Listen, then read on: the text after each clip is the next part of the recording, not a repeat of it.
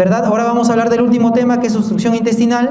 La definición es la detención completa y persistente del tránsito intestinal y los gases en un segmento del intestino. Es una de las urgencias más frecuentes, obviamente genera dolor abdominal. Antes las clasificábamos como alta, media y corta, ¿verdad? Deben saber que a más alta sea la obstrucción, más vómitos, ¿verdad? Y a más baja sea la obstrucción, más distensión, ¿correcto? Más alto, más vómitos, más bajo, más distensión. Esa es la diferencia. Ambos pueden tener cólicos, ¿verdad? Ahora, ¿eso quiere decir que en este paciente no puede haber vómitos? Sí, puede haber vómitos, pero son tardíos. Y cuando se dan, ¿son de qué tipo? Fecaloideos. Obviamente, fecaloideos, ¿verdad? Obviamente, si tenemos una obstrucción a nivel del píloro, un síndrome pilórico, ¿estos vómitos van a tener bilis o no? No, ¿verdad? Porque la bilis sale por debajo del píloro, en el duodeno, ¿verdad? No van a tener bilis, para que sepan diferenciar. Si tenemos una obstrucción por debajo del, digamos, acá a nivel del ángulo de Streiss, ¿estos vómitos van a tener bilis? Sí, porque ya salió la bilis por acá, por el duodeno, ¿ya? Entonces, todas esas características son importantes porque nos permiten diferenciar.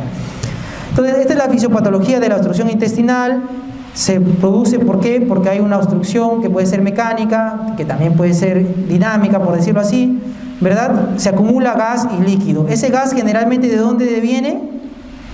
De la deglución, o sea, de lo que deglutimos. El resto lo producen las bacterias, ¿verdad? El líquido es el líquido deglutido, pero también es la producción. ¿Y qué líquido producimos? Saliva, secreción gástrica, pancreática, bilis. Y todo esto han preguntado, todos estos valores han preguntado, acuérdense, ya las tienen ahí para que lo repasen. Entonces genera todo el cuadro de obstrucción intestinal que ya más o menos conocemos, ¿verdad? Acuérdense que mayor tiempo de obstrucción intestinal, mayor sufrimiento del intestino, posibilidad de translocación bacteriana, sepsis y ya pues viene la catástrofe, ¿verdad? Entonces, ¿cuál es la causa más frecuente de obstrucción intestinal? En un paciente posoperado, lo primero, bridas y adherencias. En un paciente no operado, hernias, ¿verdad? Y los tumores también. Acuérdense que el lugar más frecuente donde se produce la obstrucción, ¿dónde es? En el intestino delgado. ¿Por qué? Por bridas y adherencias, ¿verdad? Acá vamos a ver las causas de obstrucción, generalmente, dependiendo de la edad. En un recién nacido, la mayor frecuencia es por ilio meconial. En un lactante, invaginación intestinal, que ya lo van a ver en pediatría. En un adulto, sin cirugías, hernias, y con cirugías, bridas y adherencias. En mayores de 50 años, neoplasia de sigma será nuestra realidad. No, en nuestra realidad es vólvulo, ¿ya? En nuestra realidad es vólvulo, ¿ya? Clasificación según la patogenia, tenemos obstrucción mecánica, que es un ilio mecánico, y obstrucción paralítica en posoperados, que origina un ilio paralítico, ¿verdad? Vamos a avanzar. Tenemos algunas causas de obstrucción intestinal, como ustedes ven ahí. Todo esto puede ocasionar una obstrucción intestinal, ¿ya? Entonces ahí los dejo para avanzar acá a la parte más importante. Entonces, la obstrucción intestinal al final, primero obviamente náuseas, vómitos. Luego, como está distendido el intestino, ¿qué va a pasar? Se va a isquemizar, se va a necrosar, se va a perforar y va a venir la peritonitis, ¿verdad? Ese es el final de la obstrucción intestinal. Bueno, datos clínicos útiles para conocer la causa de una obstrucción intestinal. Cuando tengo una cirugía abdominal previa, síndrome adherencial. Una hernia, estrangulación herniaria. Cambios del hábito intestinal de larga data, paciente anémico, cáncer de colon, ¿ya?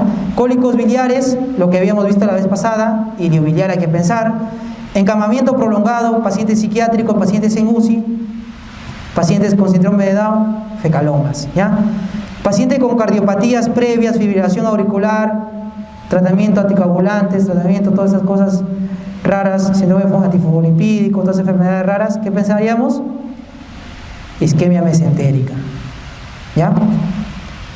¿Cuál es la clínica? Dolor abdominal, náuseas, vómitos, distensión abdominal, que ya les había explicado, que ausencia de emisión de heces y gases, que ojo, puede haber aumento del peristaltismo en la etapa primaria de una obstrucción intestinal. ¿Por qué? Por lucha, ¿no? ¿Verdad?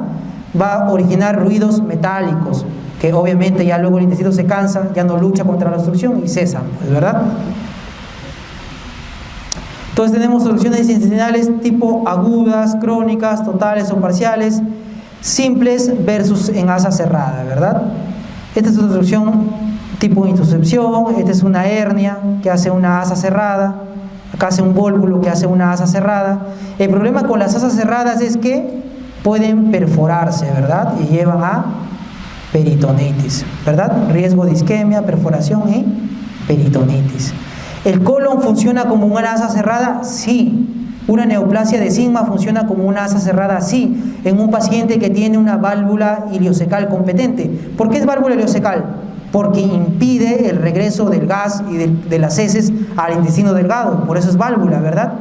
Entonces, si esa válvula es competente y tenemos un cáncer de colon en sigma, va a originar una asa cerrada. Bueno, para suerte solamente el 30 a 40% de las personas tienen la válvula competente. Tratamiento conservador en los pacientes, sí. En un paciente posoperado con ilio paralítico o en un paciente que tiene un problema de bridas y adherencias, se prefiere el tratamiento conservador. ¿El tratamiento conservador en qué consiste? En sonda nasogástrica más hidratación, ¿ya? En obstrucción parcial del intestino delgado, bridas y adherencias, obstrucción en el posoperatorio, en enfermedad de Crohn, porque en estos pacientes lo mínimo que queremos hacer, lo último que queremos hacer, ¿qué es? Operarlo, ¿verdad? Y en carcinomatosis, porque es un paciente que ya está muy malito para operarlo, ¿verdad? Siempre se prefiere el tratamiento conservador en bridas y adherencias. ¿Cuánto tiempo como máximo? 48 horas. No van a observar una brida y una adherencia más de 48 horas, pues. Si en 48 horas no se ha solucionado, hay que operarlo, ya hay que operarlo, ¿ya? Ojo, bridas y adherencias. No hay tratamiento conservador para una hernia estrangulada. Eso no se va a solucionar porque ya está estrangulado. Ni en una hernia encarcerada porque tampoco se va a solucionar, ¿verdad? No hay tratamiento conservador en un cáncer de colon que obstruye, un cáncer de recto que obstruye, porque esperes, no, el tumor no va a decrecer.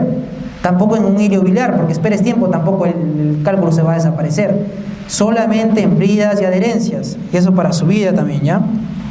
Causas comunes de ilio, acá las tienen todas, prácticamente todo puede causar ilio. Acuérdense de los opiáceos. El efecto adverso más frecuente de los opiáceos, ¿cuál es? El estreñimiento, ¿ya? Por eso el dolor del posoperatorio en un paciente hay que manejarlo con cuidado. No es muy bueno dar opioides. O sea, te operan del apéndice, tramadol, no, te va a dar un ilio, ¿ya? Y lo que quiere el cirujano, ¿qué es? Que justamente elimines gases para darte de alta, ¿no? Como el meme, ¿no? El paciente come y se va a su casa, ¿no? Entonces, eso es muy importante. No hay que darle opiáceos, no hay que abusar de los opiáceos en un paciente posoperado, ¿ya? Ahora vamos a hablar de vólvulos de colon. Tienen que saber que los vólvulos de colon, generalmente, ¿dónde se dan? A nivel del sigma, ¿verdad? Pueden darse también en el colon transverso y en el ciego. Solamente se dan en las porciones móviles del colon. Esta porción es móvil, esta también y esta también. No acá, porque está fijado ¿a qué? A la pared por la fascia de todo, ¿ya? Solamente en las porciones móviles. ¿Dónde es más frecuente? En los pacientes ancianos en la Sierra Central del Perú. ¿Por qué? Por un tema de presión atmosférica. Ya les había dicho, creo, a ustedes que su botellita de agua que tienen ahorita tomando está a medio llenar, está suavecita, la llevan al Cusco. En Cusco esa botellita de agua va a estar a reventar. ¿Por qué? Por una disminución de la presión atmosférica, los gases se distienden con mayor facilidad. Lo mismo pasa en el colon. Nuestro colon acá está relajado, por decirlo así. Nos vamos a la sierra, los gases se van a distender más, nuestra barriga se va a hinchar. Por eso nos da los cólicos y no podemos comer, ¿verdad? Por eso. Entonces, aparte de eso, estos pacientes de la Sierra Central del Perú tienen una ingesta, digamos, no comen fibra, pura papa, puro arroz, cancha, mote, esas cosas. Son cosas que estreñen. Entonces eso lleva al paciente a un estreñimiento crónico que al final deviene en una suerte de dólico megacolon. Los pacientes tienen dólico megacolon. Dólico es largo y mega es ancho, ¿verdad? Aparte de tener dólico megacolon, tienen el mesenterio retráctil. ¿Por qué? Vaya Dios a saber por qué, no se sabe, pero tienen mesenteritis retráctil, ¿ya? Sí hay unas teorías, pero escapan a la clase. Mesenteritis retráctil, o sea, tienen un punto fijo con un colon pues redundante, se va a torcer y va a dar origen a un vólvulo de colon, ¿verdad? Ahora, ese vólvulo de colon hay que clasificarlo, es una obstrucción, pero hay que clasificarlo como complicado y no complicado. ¿Qué quiere decir? Ya les había dicho en la clase pasada que cuando hablamos de complicado es igual a ¿qué? A peritonitis, ¿verdad? Y no complicado, pues no es peritonitis. Entonces, cuando viene un vólvulo complicado, ¿qué es lo que toca? Peritonitis es igual a ¿qué? A cirugía, ¿verdad? ¿Y qué le haríamos? Una sigmoidectomía más una colostomía a lo Hartmann, porque hay peritonitis, hay heces en la cavidad, pues no hay que hacerle más, ¿verdad? Y como son pacientes generalmente ancianos, pues una anastomosis primaria en ese paciente tal vez fallaría. Entonces Hartmann, no hay dudas, ¿verdad? Pero ¿qué tal si el paciente no está complicado? ¿Qué deberíamos hacer? En primer lugar, estudiarlo, ¿ya? Al complicado también hay que estudiarlo. ¿Cómo lo estudiamos? Con radiografía de abdomen, ¿verdad? En la radiografía de abdomen, ¿qué vamos a ver? La famosa imagen en omega, ¿verdad? O grano de café, ¿verdad? Vamos a verlo en una radiografía de pie.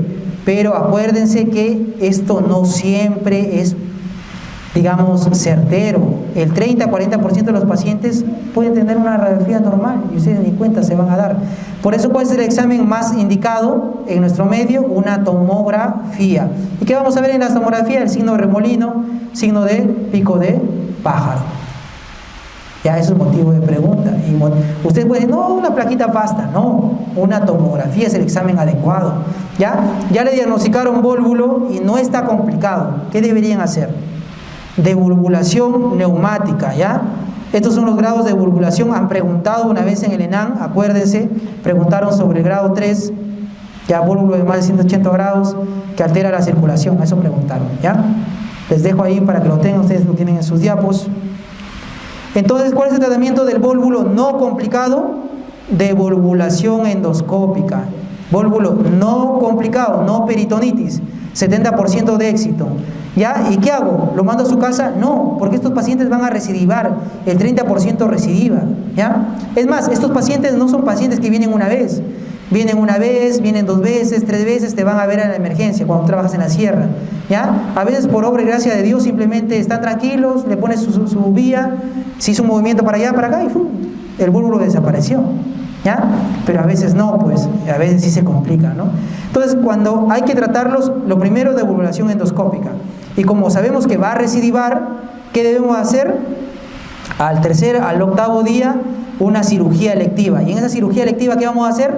Le vamos a quitar ese sigmoide redundante y vamos a hacer una anastomosis terminal.